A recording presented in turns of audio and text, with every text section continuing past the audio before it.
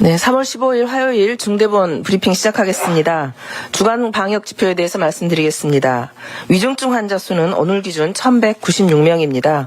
오미크론의 중증화율은 0.31%로 델타의 1.84%에 대비해서 약 6분의 1 수준입니다. 이에 따라 중증 환자 발생이 예측 범위보다는 낮은 수준으로 증가하고 있습니다. 위중증 환자는 3월 말 4월 초에 가장 많았습니다. 대략 2,000명 내외까지 발생할 것으로 보고 있습니다. 이에 대응한 의료 준비를 하고 있습니다. 사망자는 주간 평균 229.4명이고 오늘 기준 293명입니다. 고인의 명복을 빌고 유가족들에게도 심심한 위로의 말씀을 전합니다. 오미크론의 대응 체계는 전체 확진자 수의 억제보다는 중증과 사망 피해를 최소화하는 것을 목표로 하고 있습니다.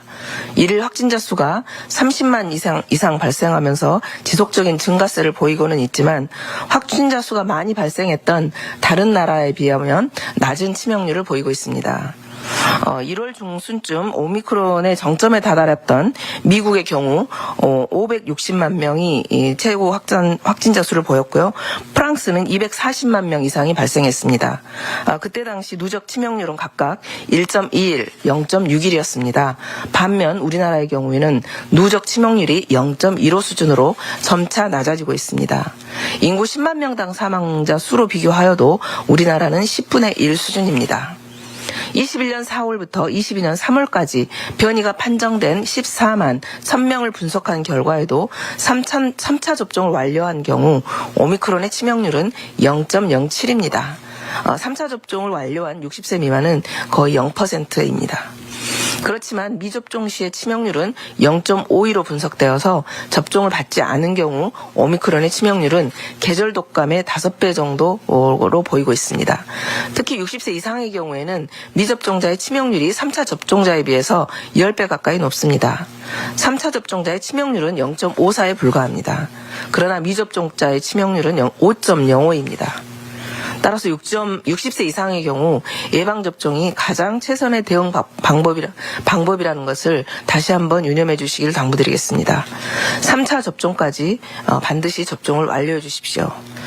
의료체계는 현재까지 관리 가능한 범위 내에서 운영되고 있습니다. 지속적인 병상 확충 노력으로 중환자 전담 치료 병상 2,779개와 준중환자 병상 5,066개를 합쳐 대략 7,800여 개를 보유하고 있습니다. 현재 중환자 병상은 65.1%가 사용 중입니다. 준중환자 병상은 70%가 가동되고 있습니다. 확진자 발생 시 병상 배정은 원활하게 진행되고 있습니다. 특히 위중증 환자는 약 2,000명까지는 안정적인 대응이 가능하고 병상 운영을 효율화할 경우 2,500명 정도까지는 감당이 가능하다고 평가하고 있습니다. 또한 무증상 경증 환자가 기저질환의 치료를 위해서는 일반 의료 체계에서 코로나 진료를 받을 수 있도록 하는 것을 확대하고 있습니다. 3월 16일부터는 입원 중에 코로나가 확진됐을 경우 일반 병상에서 치료를 계속하는 것을 원칙으로 하고 있습니다. 또한 일반 병상에 입원하는 경우에는 인센티브를 제공해서 일반 병상 내의 진료를 좀 더 활성화할 수 있도록 해나갈 예정입니다. 일반 병상 입원도 의료기관에 대한 손실보상 또 병상 단가와 유사한 정책 가산 수가를 적용하게 됩니다.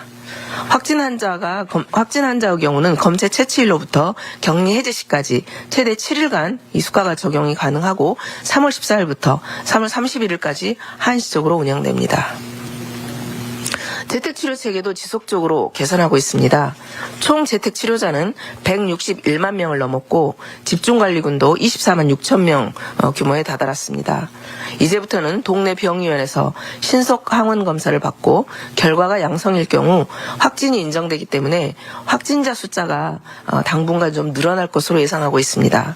또한 지금까지 재택치료 과정에서 중증 환자 발생도 계속 낮은 수준을 유지하고 있고 일반 의료체계의 역할이 커져가기 때문에 재택치료 관리 체계 또한 효율화할 필요성이 있습니다. 이를 감안해서 재택치료 체계를 일부 보완하고자 합니다. 50세 이하 치명률이 거의 0%에 가까운 점을 감안해서 집중관리군을 60세 이상으로 집중합니다. 또 60세 이상 또는 면역 저하자는 변동이 그대로 없게 되겠습니다. 그래서 50대 기저질환자 등은 일반 관리군으로 관리가 되겠습니다. 또 다만 먹는 치료제 처방이 동네 병의원으로도 확대가 됐기 때문에 평소 다니던 동네 병의원을 통해서도 처방을 받는 것이 더 빠르고 효과적이기 때문에 이 방식으로 전환하게 된 것입니다. 당분간 확진자 수가 증가하는 동안에는 집중관리 의료기관도 환자 상태를 24시간 살필 수 있는 의료기관을 중심으로 120개소 정도 추가할 예정입니다. 또한 현재 참여하고 있는 의료기관당 집중관리군 환자 규모도 늘려나갈 예정입니다. 다만 이제 집중관리군으로 분류되었다 하더라도 평소에 이용하던 병의원을 희망하시는 분도 계십니다. 그런 분들에 대해서는 기초조사 단계에서 본인 의사를 확인해서 일반 관리군으로도 분류될 수가 있게 되겠습니다. 이러한 변경은 지자체와 의료기관 안내 등을 거쳐 3월 16일부터 시행할 예정입니다. 집중관리군 환자를 32만 명 수준까지 감당 가능하고 또 고위험군의 먹는 치료제 치료가 더 신속하게 처방될 것으로 보고 있습니다. 여러 전문가들의 예측으로는 이번 오미크론 유행이 일주 내외에 정점에 도달할 것으로 분석되고 있습니다. 정부는 중증과 사망 최소화를 목표로 방역과 의료체계를 계속 재편하며 대응해 나가고 있습니다. 전문가들의 예측대로 상황이 전개된다면 오미크론 유행을 준비된 관리 범위 내에서 견디어내고 또 이후에는 코로나와 함께 살아가되 보다 일상에 가까운 생활이 가능할 것으로 예상하고 있습니다.